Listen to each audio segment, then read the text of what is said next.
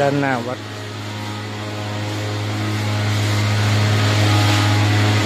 ท้องฟ้าแจ่มใสมากวันนี้ มองเห็นเสาวิทยุวัดฝายหินเนี่ยนะครับ จากคลื่น FM 105 เมกะเฮิรตซ์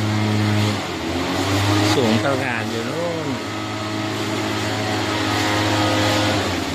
ด้านหลังที่มองเห็นไกลๆก็ดอยสุเทพแล้วครับด้านหลังเสาวิทยุนี่นะดอยสุเทพ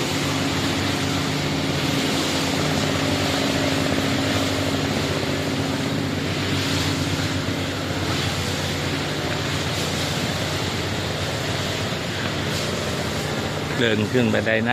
น้าวัดมา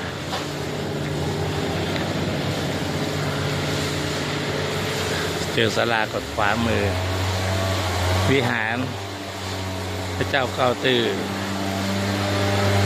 โบสถ์